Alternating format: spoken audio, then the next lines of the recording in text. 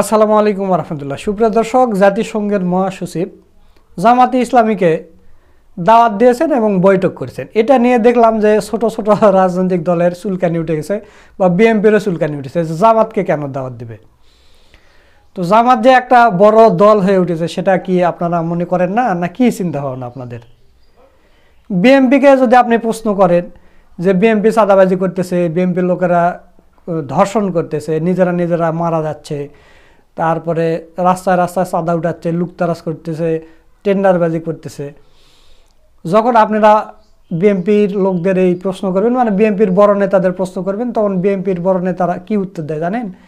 বাংলাদেশের মধ্যে সবচাইতে আমরা বড় দল, এই কারণে একটু দু একটা দুর্ঘটনা হতেই পারে, আমরা যেহেতু বড় দল। কিন্তু আমরা অ্যানালাইসিস করে দেখেছি এবং বাংলাদেশের বড় বড় বুদ্ধিজীবী এবং নির্বাচন বিশ্লেষক যারা আছে তারা বলতেছে যে বাংলাদেশের মধ্যে সবচাইতে বড় এখন সাংগঠনিক দল হচ্ছে জামাতে ইসলামী। সাংগঠনিক দিক থেকে জামাতে ইসলামী বাংলাদেশের সবচাইতে বড় দল। আচ্ছা, বড় নাই ধরলাম, সেকেন্ড পজিশনে আছে। তাহলে বিএনপির যদি মনে করেন যে এখন পর্যন্ত বোধহয় 60-70 জন মারা গেছে 7 মাসে, নিজেদের কোন দলে? বিএনপি প্রধান দল, জামাতে ইসলামী সেকেন্ড দল।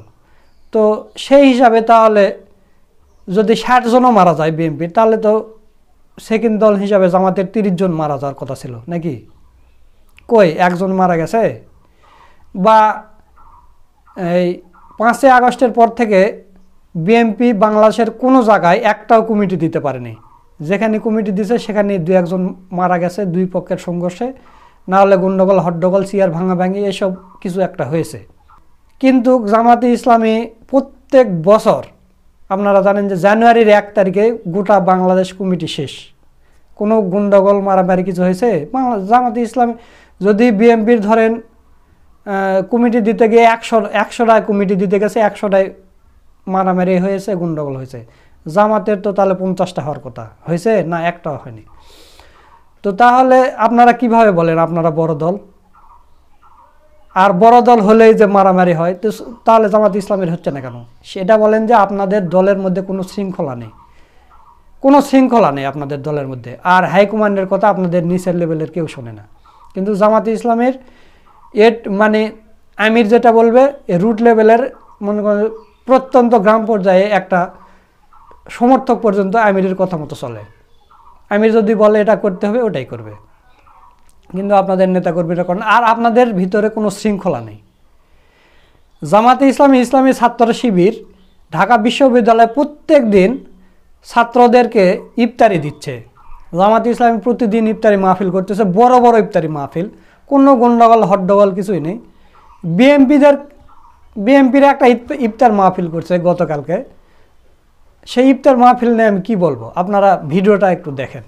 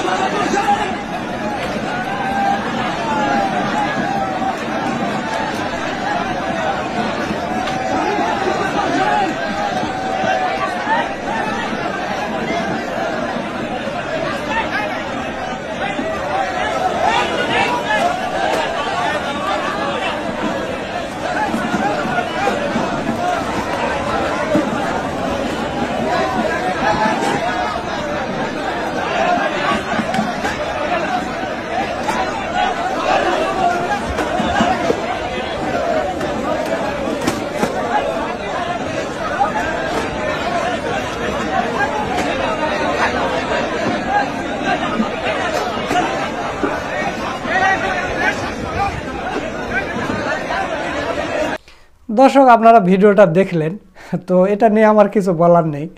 মানে দেখেন এদের কি চিন্তা ভাবনা। একজন 2, 3টা, 4টা, 5টা করে নিয়ে চলে যাচ্ছে। আরও যেগুলো রোজাদারকে দাওয়াত দেওয়া হয়েছে তারা মনে করেন খালি মুখে চলে গেল। তাদের তো ইফতারের জন্য 2টা খেজুর দিতে পারতেন হাতে, যে আপনারা এটা নিয়ে ইফতার করেন। এটা আপনাদের দলের শৃঙ্খলা? আর আপনারা আসেন জামাতে ইসলামের বিরোধিতা করতে। জামাত শিবিরের কোনো প্রোগ্রামে দেখেছেন এরকম জিনিস খাবার নিয়ে মারামারি করা, হুলস্থুল করা? আমরা গত 15 বছরে আওয়ামী লীগের সময় আমরা দেখছি এরকম হুলস্থুল করা। সেটা আপনারা এখন দেখাচ্ছেন, বিনোদন দিচ্ছেন। মানুষ এখন আপনাদের নিয়ে কি বলে, ট্রল করে সবাই পোস্ট দিচ্ছে এই ভিডিও নিয়ে। আপনি ফেসবুকে ঢুকলেই ভিডিও পাবেন যে গত 15 বছর ধরে না খাওয়া, সেটার একটা নজির দেখেন। মানে এরকম আপনাদের নিয়ে ট্রল করতেছে। তো আপনারা আর কখনোই নিজেদের মুখে বলবেন না যে বিএনপি বড় দল। বিএনপি বড় দল কখনোই নয়, এখন বলবেন জামাতে ইসলামী বড় দল। তো দর্শক, যে জামাতে ইসলামীকে দাওয়াত দেওয়া হয়েছে, তো অন্য দল যেগুলো জ্বলতেছে তাদের বিষয় নিয়ে কথা বলেছেন আমাদের বড় ভাই মোহাম্মদ সোলাইমান। তো চলুন আমরা সেই ভিডিওটা একটু দেখে আসি। জাতিসংঘ মহাসচিবের সাথে জামাত ইসলামীর বৈঠক, জামাত ইসলামী দাওয়াত পায় 2-4টা দলের মধ্যে, আরো অনেকেই পায় না। অনেকে এটা মানতে পারছেন না যে জামাত এত উচ্চতায় পৌঁছে গেছে যে 2-4টা দল দাওয়াত পায়, তাদের মধ্যে জামাত, আর আমরা দাওয়াত পাই না। এত বড় বড় কথা বললাম, আমরা বিএনপির মিত্র, দাওয়াত পাই না। দাওয়াত পায় বিএনপির ভাষায় 4টা দলের মধ্যে 3টেই জামাতের, যেমন বিএনপির অনেকে এখনো মনে করে, বা বিএনপি তো এখন শাহবাগীদের সাথে মিলেছে যে এবি পার্টি জামাতের বি টিম, আর এনসিপি ওটাও জামাত সৃষ্ট। তাহলে 4টা দলের মধ্যে 3টেই জামাত, তারা সহ্য করতে পারছে না।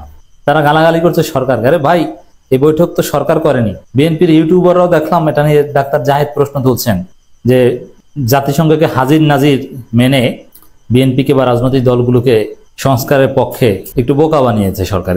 এই বৈঠক এই কারণে আয়োজন করেছে। কিন্তু ডাক্তার জাহিদ জানেন না যে এই বৈঠক সরকার আয়োজন করেনি, সরকার আয়োজন করেছে জাতিসংঘ। সরকার কাউকে দাওয়াত দেয়নি, দাওয়াত দিয়েছে জাতিসংঘ। এটা মির্জা ফখরুল নিজেও বলেছেন যে আয়োজক জাতিসংঘ। এখন তারা কাকে দাওয়াত দেওয়া হয়েছে কাকে দেয়নি এটা নিয়ে প্রশ্ন করলে জাতিসংঘকে করুন, এটা ডক্টর ইউনূস সরকারকে কেন প্রশ্ন করেন? জামাতকে দাওয়াত না দিলে তখন এটা নিয়ে কথা হতো না। এখন অনেকেই ভিন্নমত পোষণ করছেন বা কথা বলছেন যে না, আমাদেরকে কেন দাওয়াত দেওয়া হয়নি, মাত্র 4টা দলকে, এটা বৈষম্য। জামাতকে দাওয়াত না দিলে তখন এই বৈষম্যের কথা বলতো না। আর এই দালালেরা এই যে জামাতের নিবন্ধন কেড়ে নিয়েছিল, জামাতকে সব জায়গায় ডিহিউম্যানাইজ করেছিল হাসিনা, জামাতকে বাদ দিয়ে সবাইকে নিয়ে চলতো। গণভবনে বিএনপি সহ সবাই দাওয়াত পায় কিন্তু জামাত পায় না। ওইটা যে বৈষম্য ছিল, যে বাংলাদেশের তৎকালীন সময় 3য় বৃহত্তম দল, তাদেরকে দাওয়াত দেওয়া হয় না, তখন তো তারা বলে নাই। এখন নিজেরা দাওয়াত পায়নি, জামাত পেয়েছে, এখন বলছে। কারণ এটা ঠিক হয়েছে কিনা যে মাত্র 4টা দল, তার মধ্যে 3টা হচ্ছে আবার জামাত ঘরানার, according to them, not according to me. এটার কোনো জবাব আমাদের কাছে নেই। এটা জাতিসংঘ নজরুল, তাদের কাছে জিজ্ঞেস করেন। তারা মনে করেছে যে এরাই রাজনীতির মূল স্টেক হোল্ডার্স, এই কারণে তারা এদেরকে দাওয়াত দিয়েছে।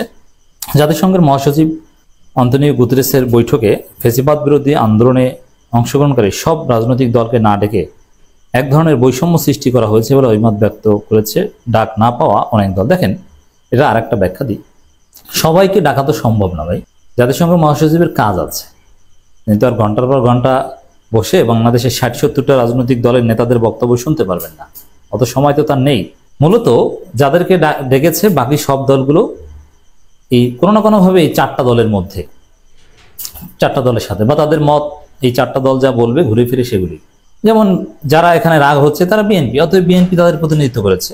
এবং ইসলামী দলগুলোর ক্ষেত্রে জামাত, এবি পার্টি একটা বড় অংশের সাথে মিল রাখে, এনসিপি তরুণ প্রজন্মের সাথে মিল রেখে। না, পার তো দরকার নেই। এখন জাতিসংঘ মহাসচিবের তার ফাও কাজ নেই ঘন্টার পর ঘন্টা কথা শোনার, এটাও তো বুঝতে হবে।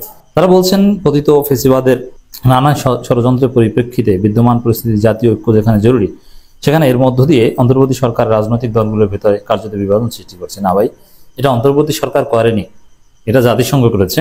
রাজনৈতিক বিশ্লেষকদের অনেকে মনে করেন সরকারের সিদ্ধান্তে রাজনৈতিক দলগুলোকে আমন্ত্রণ জানানো হলে কিসের ভিত্তিতে, সরকারের সিদ্ধান্তে আমন্ত্রণ জানানো হয়নি, কিসের ভিত্তিতে মাত্র 7টি দলকে ডাকা হলো। মূলত ওই 7টি দলের মধ্যে 4টা দল বললেই হয়, বাকি 7টা উল্লেখ করা দরকার হয় না। 4টা দলকে আমরা প্রাইম হিসেবে, সবার প্রতিনিধি হিসেবে ধরতে চাই। না হলে বৈষম্য বিরোধী ও কর্তৃত্ববাদ বিরোধী আন্দোলনের শরিক অন্য দলগুলো হতাশ হয়ে পড়বে। অন্য জায়গায় ঐক্যমত কমিশনের বৈঠকে তো আপনাদের ডাকা হয়।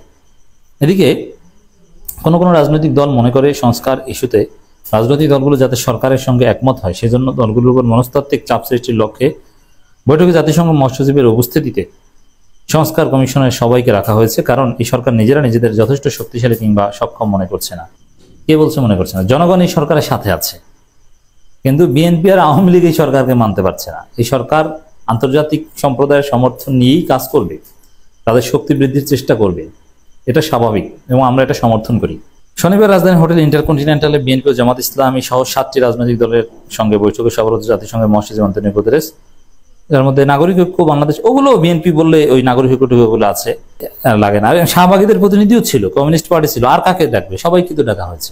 জাতিসংঘ ঢাকা কার্যালয়ে আয়োজিত গোলটেবিল বৈঠকে ছিলেন অন্তর্বর্তী সরকারের আইন উপদেষ্টা অধ্যাপক আসিফ নজরুল, তথ্য উপদেষ্টা মাহফুজ আলম, প্রধান উপদেষ্টা বিশেষ সহকারী মনির হায়দার, সেখানে ছিলেন সংবিধান সংস্কার কমিশনের প্রধান আলী রিয়াজ, দুর্নীতি দমন কমিশনের সংস্কার বিষয়ক কমিশনের প্রধান ইফতেখারুজ্জামান, নির্বাচন ব্যবস্থা সংস্কার কমিশনের প্রধান বদিউল আলম মজুমদার, পুলিশ সংস্কার কমিশনের প্রধান সফর রাজ হোসেন এবং জনপ্রশাসন সংস্কার কমিশনের প্রধান আব্দুল মুহিত চৌধুরী। দর্শক দেখেন, এখানে জাতিসংঘ মনে করেছে যে বাংলাদেশে এখন সংস্কার দরকার, এই কারণে মৌলিক 4টা দলের মাধ্যমে বাকি সবার প্রতিনিধিত্ব হয়ে যায়। তারপরেও তো 3টে দলকে বেশি দাওয়াত দিয়েছে।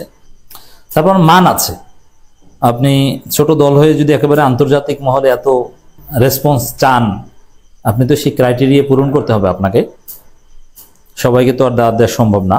দলে তো যে কেউ একটা রাজনৈতিক দলের দোকান খুলে বসবে আর জাতিসংঘ ডাকবে, এটা এত সহজ ভাবার কোনো কারণ নেই।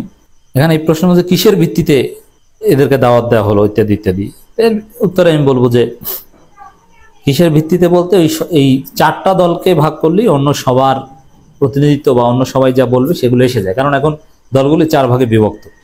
মূল হচ্ছে যে জামাতকে দাওয়াত দিয়েছে, এটাই অনেকে মানতে পারছে না। তো জাতিসংঘের দাওয়াতে জামাত অনন্য উচ্চতায় পৌঁছে গিয়েছে। দর্শক, আপনারা সোলাইমান ভাইয়ের ভিডিওটা দেখলেন, তো সব মিলে আজকের ভিডিওটা আপনাদের কাছে কেমন লাগছে? যদি ভালো লাগে ভিডিওটা শেয়ার করবেন, লাইক করবেন। নিত্য নতুন এরকম ভিডিও পেতে আমাদের চ্যানেলটা সাবস্ক্রাইব করে রাখবেন। আজকের ভিডিও এই পর্যন্তই। সকলকে ধন্যবাদ। আসসালামু আলাইকুম ওয়া রাহমাতুল্লাহ।